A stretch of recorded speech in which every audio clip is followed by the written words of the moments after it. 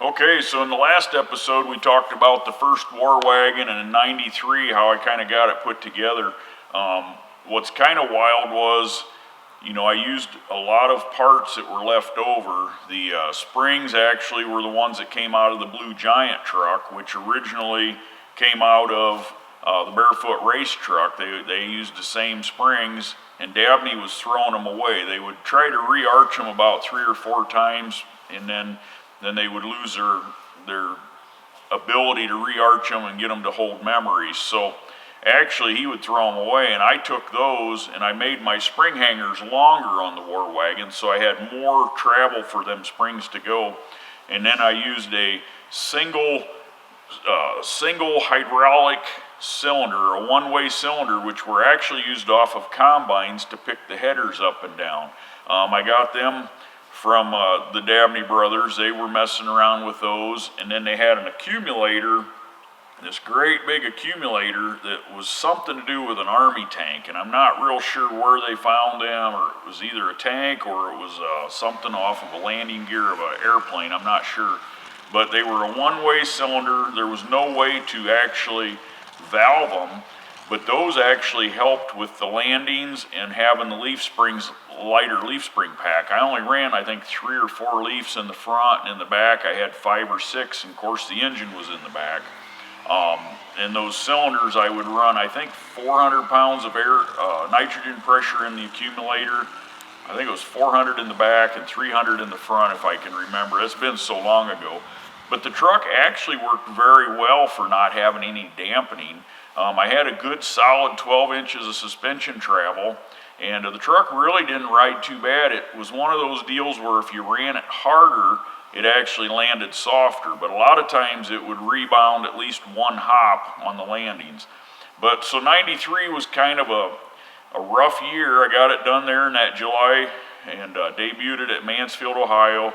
I remember a little kid come up to me after the show, and it was kind of deflating. I was just so excited that I got through the first show there, and a little kid come up to me, and I said, "Hey, how are you?" and to give him an autograph, and I said, "Did you have a good time? Do you like the show?" And he goes, "Yeah, but you sucked." And I tell you, that really kind of hurt my feelings, because I was working so hard to even get to that point. But '93, it was a rough year, because every dollar I made with the truck, I needed to pay off debt, but I couldn't, because I had to buy parts for it to fix everything that was wrong with it. I had to put all new drive shafts in it. I had to go back and redo all the steering, everything that I had bought and paid good money for was junk. So I had to put all new steering in it, all new drive shafts, all new brakes. We had to build our own rotors and used brake calipers, Wildwood calipers. Basically rebuilt the truck completely from July, and I kept doing little shows, and every show I would get a little bit more done to the truck, and probably by November it was quite a bit better truck. It had a lot more newer parts into it, but I still had that tunnel ram with the 2 4-barrels, so I still didn't have no horsepower when I was at the Pontiac Silverdome in November of '93.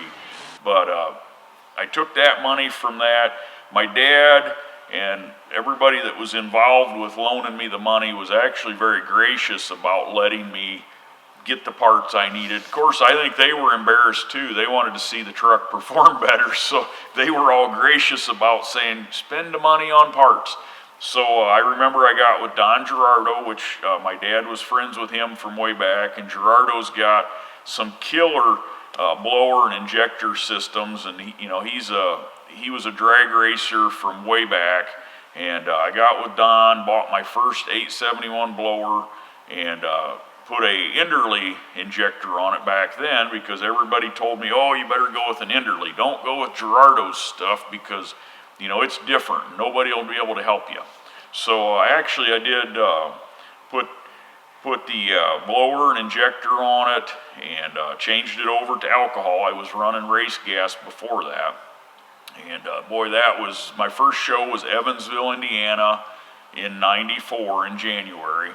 And Evansville was just a real small place. And boy, I tell you, that was that was a night and day difference. I went out there and hit the throttle, and that thing launched, and I had to really relearn how to drive that truck. But that truck worked really good for what it was. It was very low budget.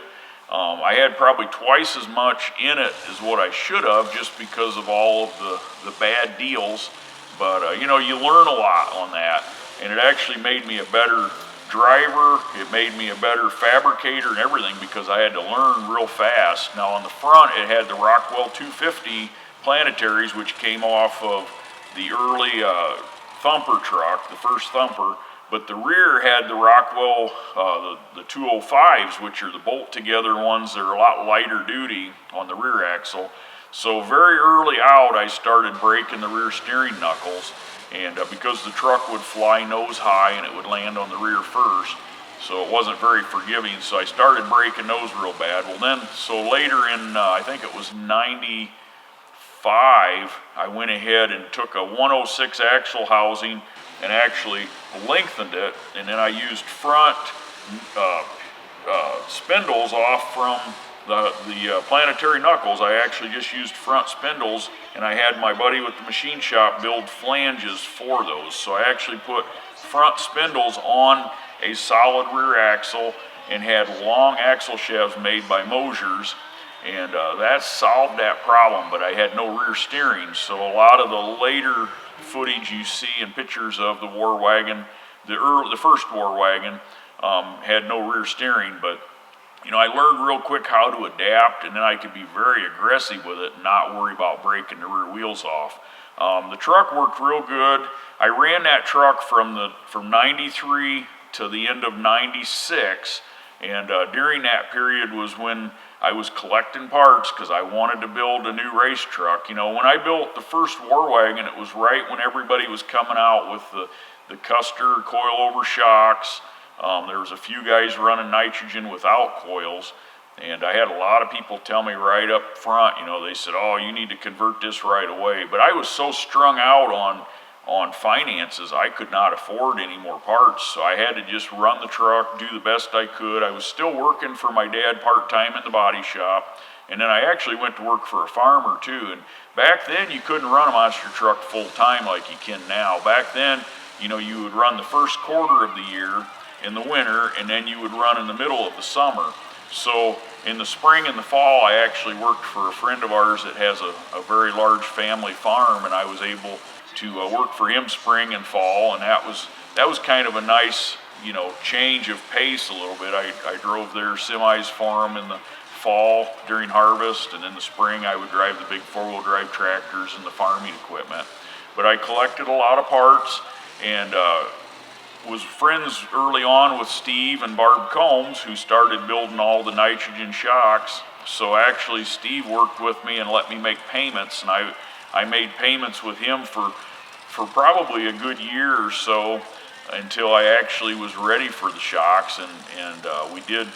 I originally got 20-inch travels for the front and 30s for the rear. And that was right about, it was in 96, and they had that big jump-off competition out in Kansas. I think it was Topeka, Kansas. Some of you probably remember it. And all the trucks were out there competing, all the big-name guys. And it was on like a pay-per-view. And I don't remember how I got the pay-per-view, but somehow, I don't remember if we went to somebody's house or something, but we watched the pay-per-view, and I seen, you know, these guys jumping huge, big jumps. And that's when I said, you know, I don't think 20 inches of travel is right for the front end. I need to go with 30s, I think, because 30 is going to be the hot ticket. So actually on the second truck, before I even got started on it, I had some friends up in Michigan that was building some sand play toys. Kirk Wright, he was building a little truck called Naughty that was on 48s and deuce and a halves, and he was already inquiring about shocks, and I said, hey, Kirk, I gave him a call. I says, I'll sell you all my 20s if you want for your truck, and because I got to figure out how to get 30 inches all the way around on the new truck. So I ended up selling those to him, and then I bought another set of 30s from Steve and Barb, and I just kept collecting parts, so at the end of 96 was when I retired the first War Wagon, and we pretty much killed it. I pretty much tore every part off that I could reuse to put on the second War Wagon. I hope you guys are enjoying these episodes. Please give us your comments and tell us what you're thinking, and ask questions, and tell your friends, and hit the like button. Thanks for watching.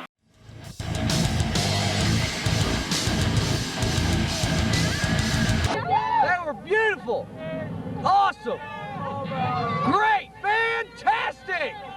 Hey, the War Wagon's gonna win. Incredible vehicle. It's the shit. Incredible vehicle. Amazing horsepower. I want it in my living room. I want it in my living room.